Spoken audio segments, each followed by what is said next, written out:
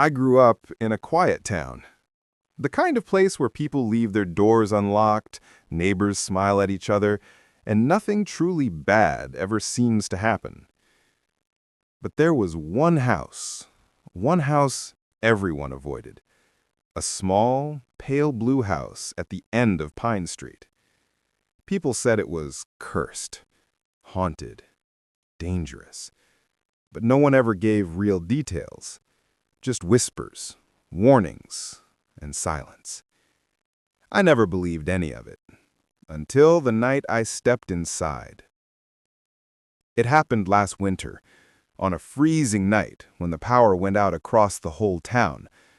I was driving home from work when my car suddenly died right in front of that old blue house. My phone had only 5% battery, it was snowing hard, and the nearest neighbor was a good half-mile away. The wind was sharp, burning the skin on my face. I had no choice, either sit in my dead car and freeze, or knock on the door of the house everyone feared. I chose the door. As I walked toward the porch, the snow under my boots made no sound. That's what bothered me first. Everything felt muted, almost muffled, like the world held its breath the moment I stepped off the road. The house looked abandoned, peeling paint, broken shutters, a crooked mailbox with no name. And then, the front door opened by itself. Not fast, not sudden. Slowly, almost politely, just wide enough for me to enter. I waited, expecting someone to appear behind it, but no one did. The hallway inside was dark, except for a faint glow coming from deeper in the house.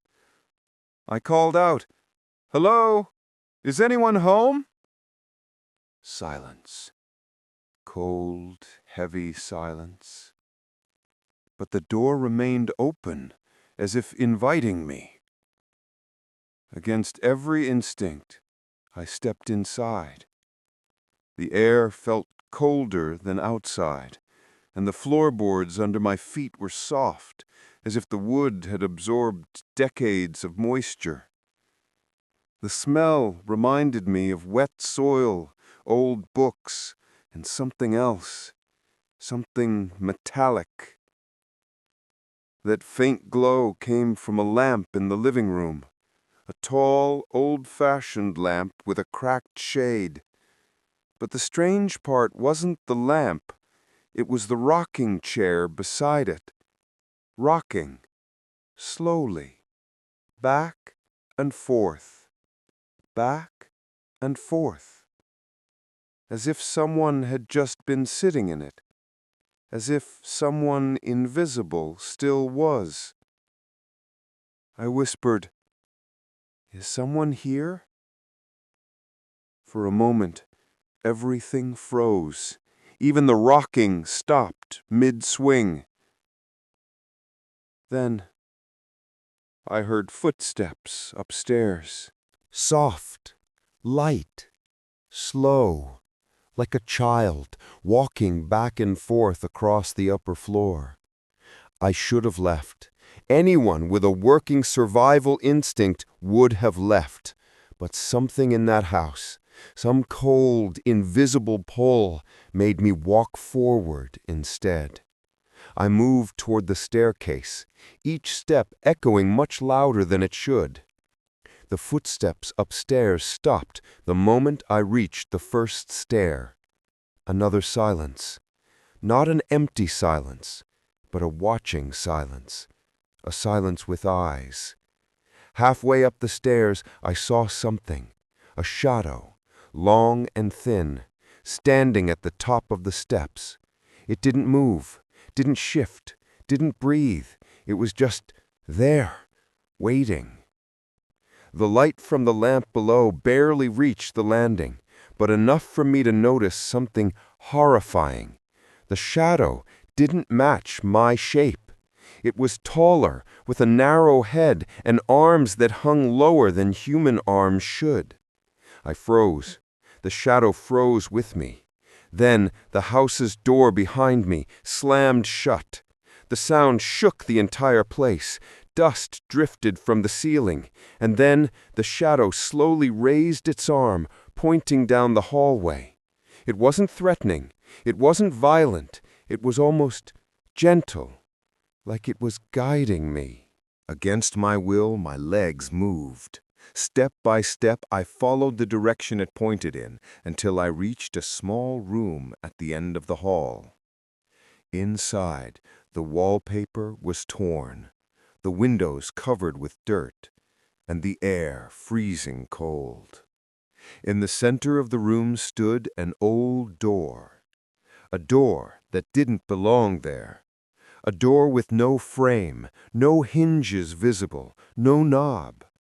Just a tall wooden slab leaning upright and shaking softly, as if someone or something was knocking from the other side. My breath caught. The knocking grew louder, faster, more desperate, and then the door fell open. But behind it, there was no room, no wall, no floor. Just darkness, endless, shifting, breathing darkness. A cold hand grabbed my shoulder. I spun around, but there was no one, only the shadow. But now it wasn't on the floor. It was standing behind me. I stumbled back, falling toward the open door behind me, but instead of falling into darkness, I hit something solid, something cold, something that felt like a face. Two glowing eyes opened inches from mine. And another. And another. Dozens of faces emerged from the darkness behind the door.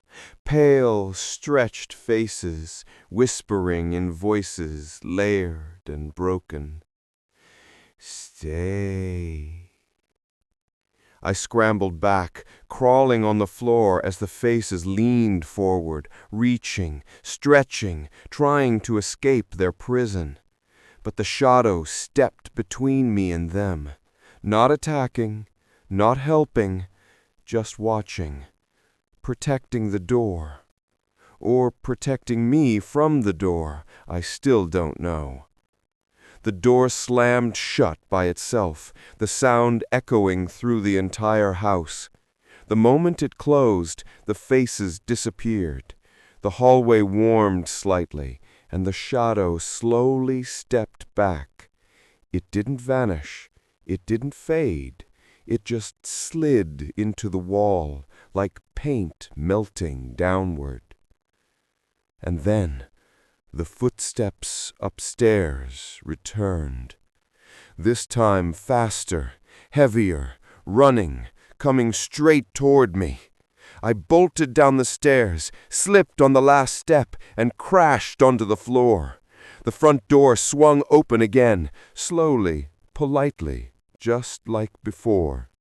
I ran into the snow, not daring to look back. When I reached my car, the engine started instantly, like nothing had ever been wrong. The pale blue house was gone. Completely gone. Only an empty patch of snow-covered land remained. I sped home, heart pounding, hands shaking. I tried to convince myself the cold, the storm, the darkness had made me hallucinate everything.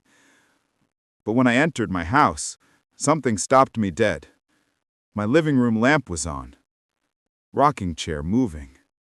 Slowly. Back and forth. Back and forth. And on my kitchen table, leaning upright, was that same door. And from behind it, someone was knocking.